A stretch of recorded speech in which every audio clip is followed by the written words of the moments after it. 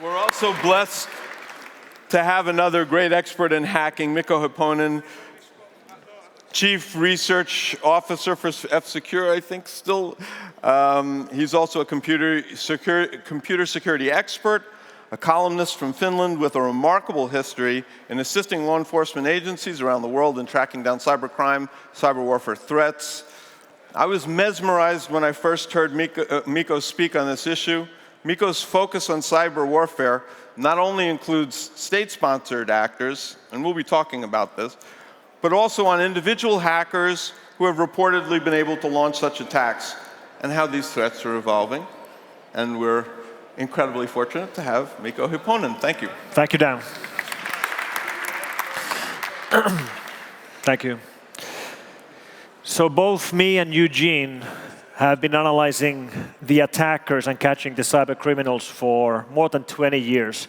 And when we started in the late 1980s, early 1990s, the enemy was very simple.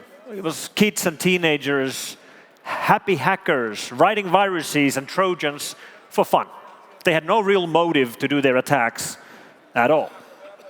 Unfortunately, as we heard, those happy days are behind us. Today, all the attackers have motives for their actions. Happy hackers have disappeared. The age of teenage virus writers doing it just because they can is gone.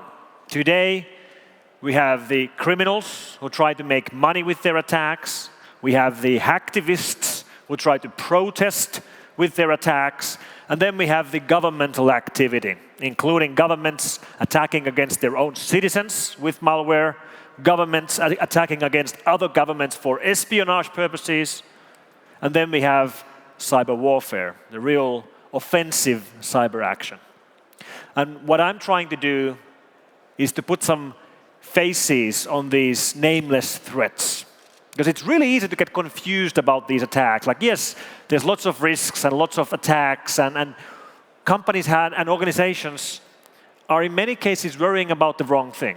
For example, a local pizza place here in Munich does not have to worry about Stuxnet. Stuxnet will never infect a local pizza place in Munich because that's not an interesting target. They don't have to worry about that. They do have to worry about criminals trying to infect their payment systems to steal credit card numbers and so on. So what do these attackers look like? Well, for example, they look like this. This is Matjas Skorjank, photographed at the courthouse in Slovenia as he was taken into court for writing the Mariposa botnet. He's a typical example of criminal elements who do their attacks to make money. In his case, he was just writing the malware, selling his malware to other online criminals who were then using the malware to spread botnets, banking Trojans, keyloggers, credit card stealing stuff, and so on. Other examples, guys like this from Romania, from Bucharest, guys like this, or guys like this. His name is Vladimir Chachin, a multimillionaire, a Russian Estonian who made his money through 2 different criminal operations. And to fund his operations, he was running a rogue internet operator, a telco, an ISP run by criminals for the criminals. And when the criminals are making millions with their online crime, it means they can afford to invest into their attacks, which means they can hire good quality coders and developers, run their own data centers, run client-server backends, do proper testing for their malware, do quality assurance for viruses and Trojans so they are as compatible as possible. And this makes our job, the job of people who are trying to defend against attacks like these, harder and harder. An example of the other kind of attackers would then be hacktivists, groups like Anonymous or LulzSec or Antisec, who are not trying to make money. These guys are not trying to become rich. They're trying to send a message, or they're trying to protest. And then we have the governments. Like I said, some of the governmental attacks are governments attacking their own citizens, which, for example, is happening right here in Germany, because the German police and other investigations are using Trojans and malware to investigate crimes. So in Germany, if you become a suspect for a crime, the government can infect your computer. Then we have cases where malware is being used for espionage. And this is especially typical with the so-called targeted attacks or APT attacks. If you look at, for example, what China has been doing in this area, well, they've been accused of using online attacks for spying since around 2005. And they always keep denying that, no, we're not doing it. They're actually victims themselves. But it's quite clear that it's happening from China, and it's happening by now from almost any developed nation. But spying is not war. Espionage is not warfare. Spying is the collecting of information, and spying happens always. Happens during the time of peace, happens during time of crisis, happens during the time of war. So the fact that we have lots of online espionage, for example, the Red October case, which was uncovered by Kaspersky researchers last week, is very interesting. It absolutely requires our attention, but it's not warfare, it's spying. Warfare is something different. Warfare is when you start using malware and Trojans and backdoors targeting something more critical, targeting our infrastructure, targeting our critical infrastructure. Because our infrastructure and our critical infrastructure is running on computers. If computers fail, the power goes out, the water stops flowing, the media is no longer operational. And we are now at the very first stages of a cyber arms race. We could argue it started with Stuxnet, continued on with Flame and Gauss, and we are right now seeing many other governments and many other countries, in addition to the United States and Israel, who were behind Stuxnet and Flame, trying to jump on the same bandwagon. They want to be part of the action. They see that these attacks work. They see that they're successful, and they want to do the same. So we are in the middle of cyber arms race. And that means that if nuclear scientists lost their innocence in 1945 when we used the nuclear bomb for the first time, exactly in the same way, computer scientists lost their innocence in 2009 when we used Stuxnet for the first time to infect these. This is a German-made Siemens S7400 PLC, and this is what Stuxnet infected. And our job to defend against these is getting harder and harder. We can defend against the everyday threats, but defending against governmental-make malware is really, really hard. And let me illustrate this with my last example. If we think about, let's take an example, this guy right here. A street robber somewhere in South America stopping cars by the gun site to steal the wallets of the people in the car. The cyber equivalent of this guy are the everyday banking Trojans, keyloggers, ransom Trojans, which target us all, trying to steal our money from our computers. And we can stop him. We can stop the normal criminal Trojans. But Stuxnet and Flame, the governmental-made attacks, they don't look like this guy at all. Stuxnet and Flame look like this guy. And if James Bond wants to kill you, James Bond will kill you. It doesn't matter if you try to run and hide. It doesn't matter if you wear a helmet and a bulletproof vest, because James Bond is backed by a nation state, has unlimited budget, has the latest and greatest technology, and stopping James Bond, just like stopping Stuxnet and Flame, can be very, very hard. Thank you very much.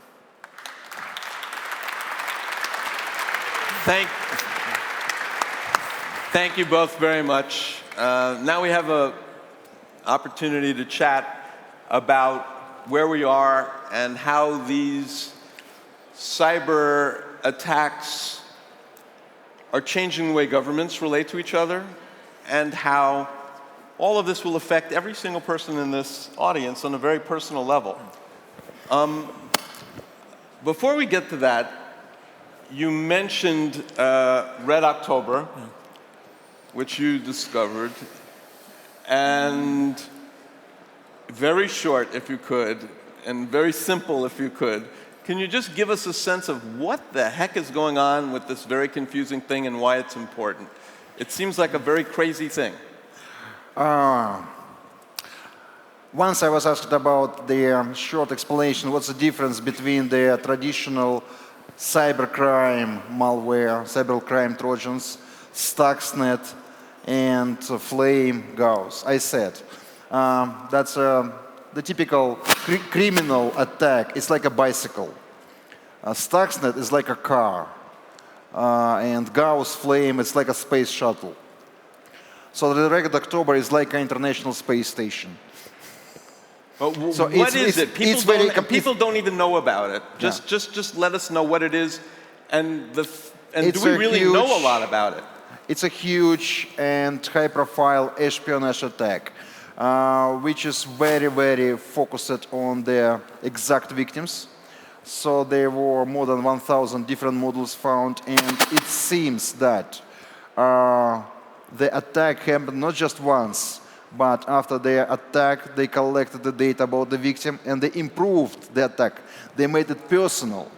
And there were very interesting targets of the attack, mostly embassies, Brussels, space and nuclear research centers.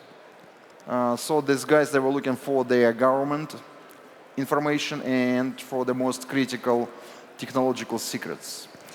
Who they are, we don't know. That's the question. It seems so confusing because it looks like there could be Russian-made. There's attacks on Russia. There's attacks on. It's such a confusing thing. Can you just briefly elaborate on this? And the key thing here is that unlike money-making attacks, these were very, very targeted. Before the attackers started even writing the malware, they did traditional intelligence gathering, like who are the targets, which organizations, where are they, who are the key people in these organizations, who would have the data that we're looking for, who are these people, where do they live, who do they communicate with, what languages do they speak, what kind of computers are they running, what kind of operating system, what kind of security, and then they started drafting a tailor-made malware targeting just that user, just that system, and deploying it by sending emails which were very well tailored, like in the local language, coming from someone that the recipient knew, like a customer, speaking about normal things.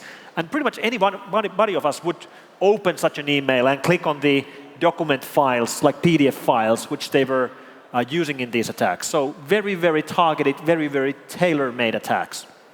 I have three ideas about the source of this attack. There could be, of course, there could be intelligence, but I don't think that's Russia because there are so many victims on the territory of Russia. But of course, the malware speaks Russian. So maybe it was made in Israel, or maybe in Hanover. It's also a Russian-speaking city, or maybe in Seattle. Okay, so the second source, the second possible source, maybe there's an anonymous group who is watching for the diplomatic data from the government data, maybe, or maybe the criminals which collect the data and then trade this data in the black market. And governments, the secret services are customers. Maybe, I don't know, but... What's so interesting about this is you saw in the video that an attack against the United States can be perceived as an act of war. And yet, with so many of these attacks, tell us a little bit about whether we really know who really is doing things. Stuxnet, it looks pretty clear who's doing that because the target is so clear. And people haven't been too ashamed about saying, yeah, hell, we did it. With some of these other attacks, the attacks on the banks, the Iranians have denied it. Intelligence sources I've spoken to said it's absolutely Iranian. And I've spoken to other people, you've spoken to other people, who say that it's not an intelligence, it's not an Iranian government-sponsored thing. So here's the question. Countries are now saying a cyber attack can result in a direct military response.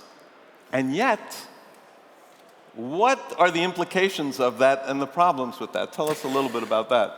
Attribution is one of the biggest challenges in this area, and also one of the biggest strengths of cyber attacks. The lack of attribution and the difficulty of attribution is exactly one of the reasons why governments are interested in using these things, because they can launch these things and deny they never had any part of it, and it's really, really hard to prove. With Stuxnet, Stuxnet and Flame, we know it was US government together with the Israelis, because David Sanger wrote a book about this, David Sanger of New York Times, in where this is publicly said, and US government never denied it. The White House never has denied that that's the fact. So we pretty much know it for a fact. But the lack of attribution and the difficulty of attribution means it's very easy to leave false flags or false leads. So for example, if I would be launching an intelligence attack to steal information, I would create the document files on a Chinese version of Word, just so it would look like it's coming from China. Or if I would be attacking United States of America, I would probably reroute my attacks through Canada. So then they would retaliate with missiles. They would be shooting them to Toronto and Vancouver. One of the things that's so fascinating about the things that you've uncovered, the Stuxnet and other things, you've taken a pretty strong stance, I think. My interpretation of your view, having read so much, is it doesn't really matter who's doing it, it's bad. It's wrong, it shouldn't be done. Let me change this a little bit.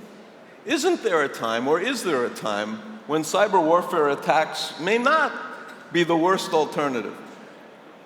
The cyber warfare attack on the Iranian nuclear program may well have prevented billions of dollars worth of damage and hundreds of lives by delaying a physical kinetic bombing campaign. Isn't it possible that cyber attacks may not be the worst thing? Yes. Well, of course, you're absolutely right that the cyber attacks, they are much cheaper than the cruise missile. And the cyber attacks, they are much more human than cruise missiles. But it doesn't make cyber attacks their good ones. Still there are attacks. Still there is damage. Not as bad as traditional weapons or traditional attacks. But still it doesn't make it positive. It doesn't let the countries to attack each other in this way. When we think about, let's think about Stuxnet in particular, because out of these cases we've discussed, Stuxnet is the only one which targets automation machines, like factory automation. But even more specifically, it targeted the Siemens controllers to the Natanz centrifuge facilities. Exactly. And it was a very precisely targeted attack on a very precise thing, even though it was all over the place, and now people can recompile it and use it to do other terrible things. But the key thing here is very targeted. The key thing is, when it started doing its damage, it started spinning the centrifuges which were enriching uranium in Natanz at wrong speeds. And this can lead to catastrophic damage, which can lead to centrifuges basically exploding. And they're filled with uranium gas, they're built out of carbon fiber. When they explode, it's very violent. Which means, if there were nuclear scientists in the room, those explosions could have been lethal. So it's possible Stuxnet killed people. We don't know this. It's possible that no people died. It's possible that people did die. We don't know this for a fact, but the key thing is that the people who launched Stuxnet must have understood that what we're doing might be lethal, and they went and did it anyway. And I think we crossed some line as a mankind when we started doing that.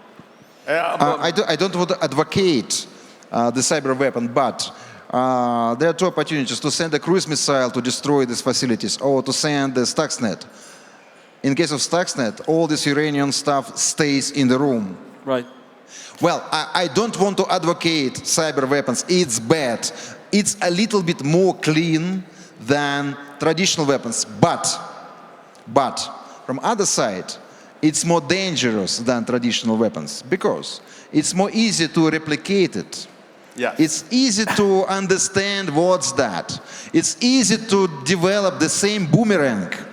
And if we believe that the modern cyber weapon is developed in developed countries, attacks will be developed in the rest of the world. We engineers which develop the adequate answer, the competitive weapons, maybe they will make mistakes in their machine code. And the weapon will damage random victims. I want to talk about. So it's yes and no. Yes. The cyber weapon is more clean than traditional weapon, but it's more bad than traditional weapons. And attribution. Yes. And it's not possible to protect. And etc. etc. etc. So I'm sure that cyber weapons is much worse than traditional weapon. In the long run. And so let's talk about the long run and how things are going to change. For everyone here, and how it will affect everyone here, well, before I get to the civilian target and the civilian consequences, which I think we should get to in a few moments, but what's the next war going to look like? The next military conflict going to look like? Let's be brief about it. We only have a few minutes. But what do you think with cyber war? What's the next military conflict going to look like, and how is it fundamentally going to change? Well, of course, we all hope that we won't see wars anymore, and we all know that we will. It depends on who's fighting. The next conflict between technically advanced nations, where both parties have the capability of launching cyber attacks, will definitely have cyber attacks as part of the action. It's unlikely we'll see clean, pure, cyber-only war. That's unlikely to happen, but it's much more likely that before the actual action starts, before any weapons are launched, traditional weapons are launched, we'll see cyber attacks to try to weaken the defenses or shut down electricity in key parts of the country or things like that. And this is, I think, likely to happen during our lifetime. Yeah, lifetime. I think it's sooner than that. The next war could be of any size, at any location, if I'm talking about cyber wars as well. Because it's quite easy to develop these attacks. It's easy to manage that, easy to implement. So there could be the war between football fans of two football teams in Munich, for example. Maybe. So unhappy fans, which have friends in the cyberspace, request the attack on the competitors. Why not? I think there's one key point which has to be brought out regarding cyber attacks and what makes them so different from traditional, like cyber weapons, so different from traditional weapons. If you think about traditional weapons, only armies have them. Only armies have fighter jets. Only armies have nuclear weapons. Only armies have aircraft carriers. But then when you move to the cyber realm, well, yeah, armies can build Stuxnet and Flame, but anybody can use them. You know, the teenage kids can figure out how we work and modify them. The active or hacktivists can modify them. And that makes them so different because they can be turned back against their creators. For example, Stuxnet targeting automation systems. The country which is most dependent on automation and computers in the world is the creator of Stuxnet itself. Well, I want to ask a question about everyone here. I don't want it to be theoretical. I want it to be incredibly clear about whether or not everyone here will experience a cyber attack, not only in their lifetime, but in the next 2 or 3 years, and what's the likelihood and what's that likely to look like if it happens? Same stories which already happened. Do you remember New York blackout in 2003? Yeah. Well, I think that Mikko and we agree about the main reason of the blackout on the East Coast in the United States and Canada. That was a blaster worm epidemic. Yep. Yeah. We know Blaster had infected key systems at the time. You look at the chat logs of the power operators, they're just fighting computer problems. It, at the very least, was part of the problem. And But- that was not the first case when there was the major problems caused by the computer infection. The first was in South Korea in 2003 as well. In February 2003, the whole country was disconnected from the internet. They were lucky that happened at a weekend. So that wasn't a big damage to the economy. But it happened. The first time the country was disconnected from the internet, that was South Korea in 2003. What about the weather forecast and the situation in Europe when the airports, they cancel flights and Europe is stuck in snow? The same can happen in summertime because of computer attack.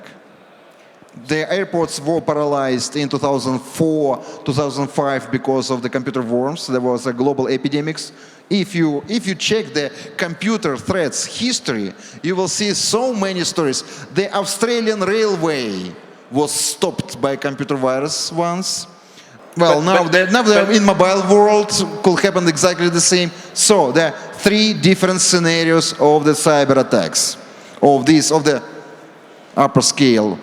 First of all, attack on the critical IT systems, when just the enterprise networks don't work. So such enterprises like railways, transportation, or gas, oil manufacture. Well, it's not about Europe, it's not about Germany, it's about Russia, maybe, mostly, and Middle East. But the critical industries, they just stop operations. Second, attacks on the SCADA systems, on the critical infrastructure like a power grid, power plants, etc. And third, attack on the telecommunications, the regional, national, or maybe global attacks on internet, mobile networks, financial networks, or what else? Attacks on IT, attacks on the critical industrial systems, and attack on telecommunications. So results could be unpredictable. Did you see Die Hard 4 movie? Die Hard, yeah, I heard, yes. So well, actually, it's made in Hollywood. So the half of the movie it's bullshit. The half of the movie. The case when Bruce Willis kills the helicopter by car is definitely bullshit. When it's about computer systems, that's truth. That could be truth. So right at this moment, the cyber attacks are going on American financial institutions. This is at this moment still banging away. Looks pretty primitive, may or may not be a nation state involved in it. There's a lot of controversy between it. You guys don't think it's a nation state? There's no evidence.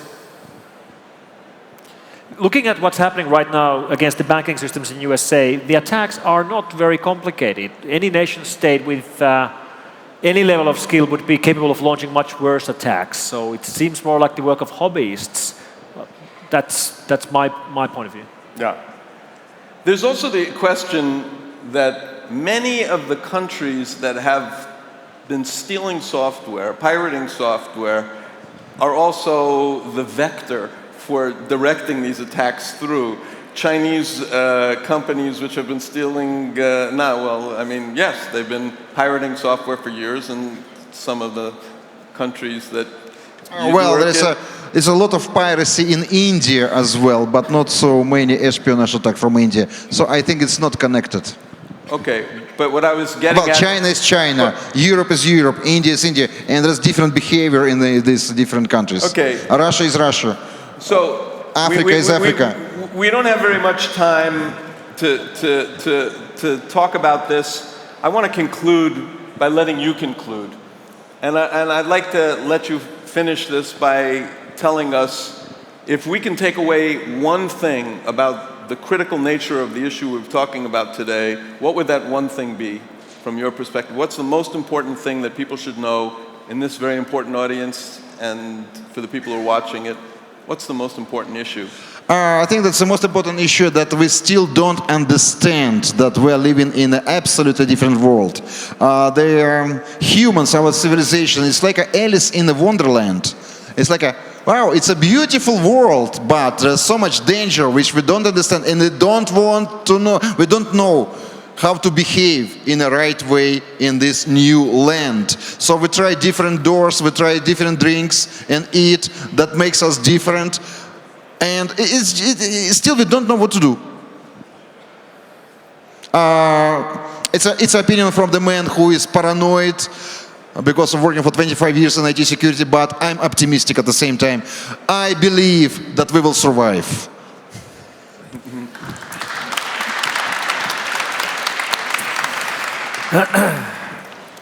Well, one thing that we clearly need is global cooperation to fight these problems, and we should expect that we should insist on global cooperation between countries and governments when fighting crime.